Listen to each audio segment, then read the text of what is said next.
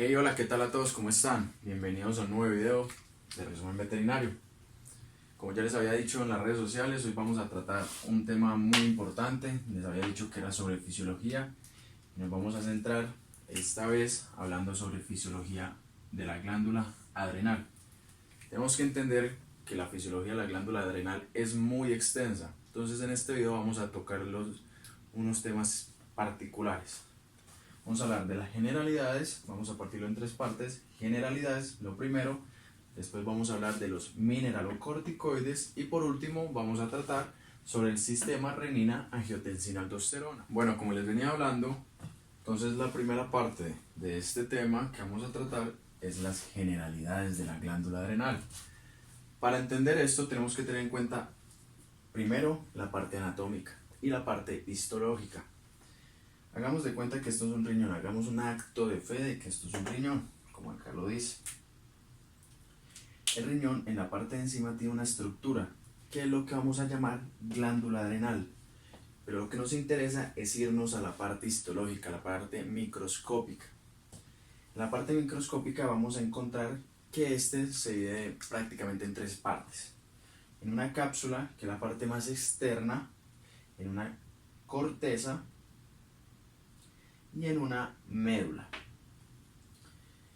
Para entender más a fondo el funcionamiento de la glándula adrenal, tenemos que saber qué hacen estas partes. La cápsula nos va a ayudar de protección. La corteza, que es lo que nos va a interesar más en esta explicación, se va a dividir en tres partes. Recuerden, histológicamente.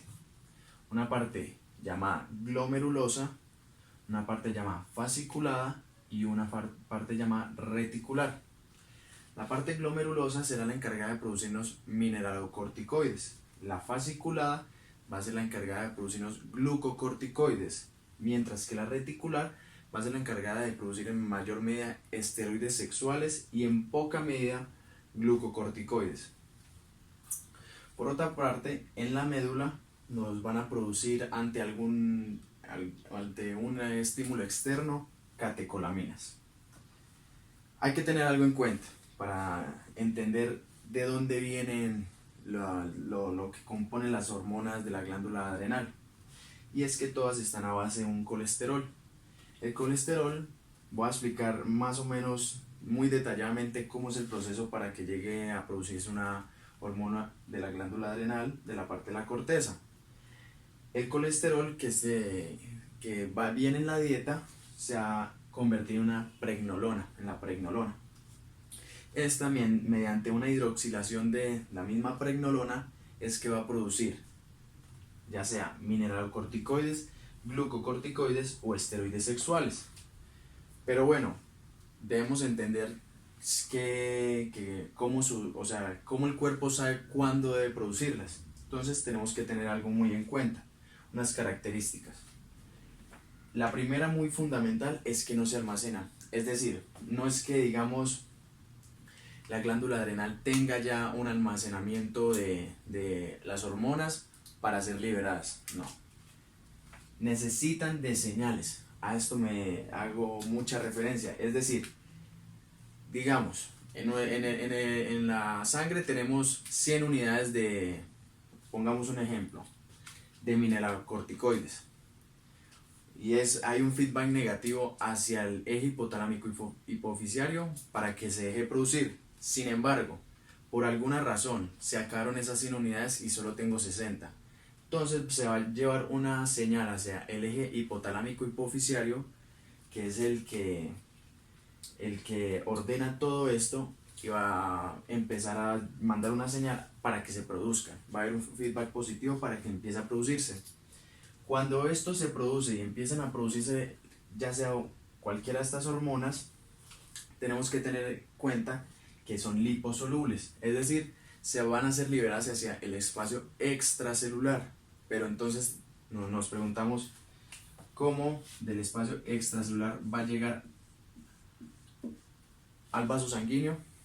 Ahí es cuando está el cuarto ítem muy importante, y es que existe una globulina fijadora de corticosteroides. Es decir, el corticoide, ya sea cual sea, está por fuera, está en el líquido extracelular. La globulina lo que hace es atraparlo y llevarlo hacia el lecho vascular.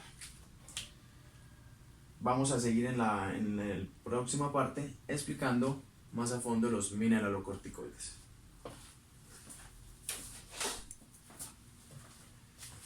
Bueno, ahora vamos a hablar sobre los mineralocorticoides. Para entender esto tenemos que saber que los mineralocorticoides se van a encargar del equilibrio electrolítico a través de medir las concentraciones de sodio, potasio y cloro.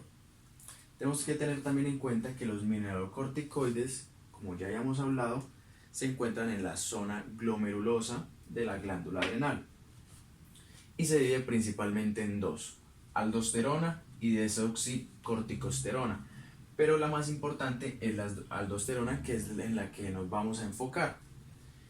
Esta se va a encargar de reabsorber sodio e indirectamente H2O por gradientes de concentración y eliminar potasio. Entonces, para tener bien en cuenta cómo funciona la aldosterona, esta va a reaccionar hacia dos estímulos muy importantes.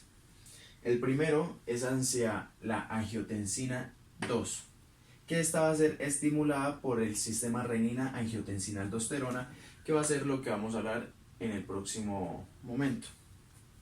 Aquí nos vamos a concentrar en el segundo estímulo, que es cuando hay un aumento de potasio extracelular. ¿Qué se produce cuando hay un aumento de potasio extracelular?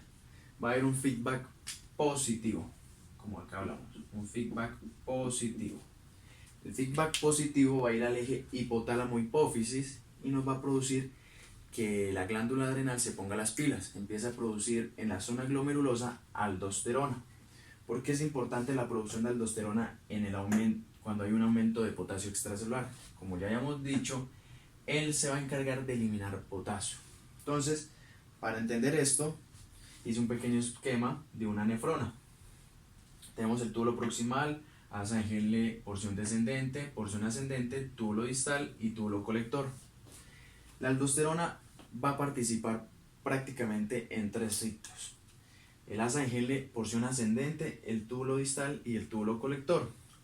Él se va a encargar de la reabsorción de sodio, como lo vemos aquí, sodio, sodio y sodio. Y en el túbulo distal se va a encargar de la secreción desde los vasos sanguíneos hacia la nefrona, potasio. Entonces nos va a disminuir el potasio extracelular, ya que se va a empezar a orinar, se va a empezar a eliminar por la orina.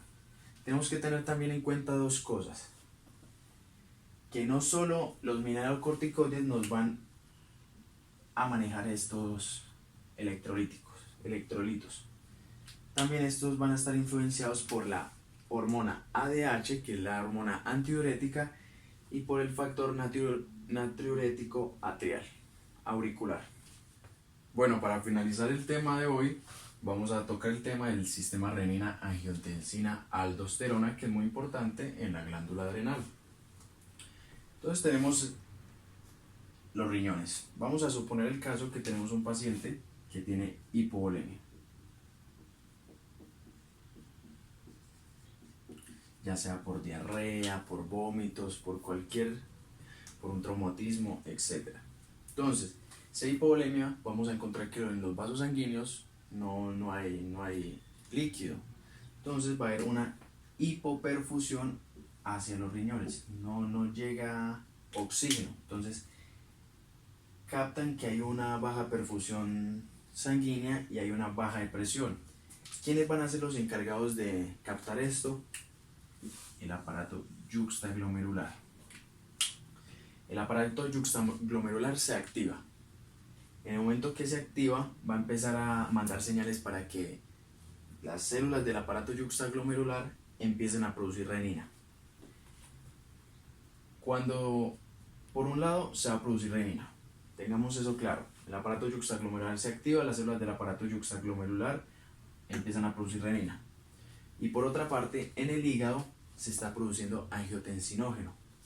Entonces, la unión de renina más angiotensinógeno nos van a producir la angiotensina 1. El problema con la angiotensina 1 es que debe ser convertida para poder ser funcional. Y para ello tenemos esta enzima. La enzima convertidora de angiotensina, que se encuentra en pulmón, riñón, hígado y entre otras partes. Pero el que lleva la batuta en este caso es el pulmón. De angiotensina 1 con la enzima convertidora de angiotensina, que es la ECA, vamos a llegar a angiotensina 2. La angiotensina 2 nos va a producir dos efectos. El primero es la vasoconstricción para mejorar la presión sanguínea. Y como segundo efecto va a ir hacia la glándula adrenal y va a empezarle a decir, oiga, necesito que usted active la aldosterona en la zona glomerulosa porque tenemos un problema de perfusión sanguínea y no está llegando adecuado oxígeno al riñón. Entonces listo, la glándula adrenal dice listo, hagámosle, vamos a aumentar la aldosterona. ¿Cuál es el fin de aumentar la aldosterona? Como ya vimos anteriormente, ella nos va a ayudar a la reabsorción de sodio. Como les dije, el sodio atrae agua. Si llevamos sodio hacia el vaso sanguíneo, inmediatamente se nos va a atraer agua. Entonces en un paciente fisiológicamente normal, va a estar compensado y va a traer agua hacia el torrente sanguíneo y va a compensar la hipovolemia. Y en el caso del cloro, por electronegatividad también va a ir acompañando al sodio. Y por otra parte, como ya habíamos dicho, por un lado se reabsorbe sodio y por el otro lado se elimina potasio. Esto a grandes rasgos de qué es el sistema renina-angiotensina-aldosterona. Más adelante en otros videos vamos a hablar de este sistema, pero metiéndonos más a toda la parte patológica. Recuerden, si les gustó este video, denle like, suscríbanse y recuerden seguirnos en nuestras redes sociales, que es Resumen Veterinario, suscribirse al canal y darle like a este video. Si les gustó, coméntenme qué otro video les gustaría que hiciera. Igual este es apenas el comienzo de la fisiología de la glándula adrenal. En los próximos videos vamos a hablar sobre la parte de glucocorticoides y esteroides sexuales. Muchas gracias por su atención y que estén bien.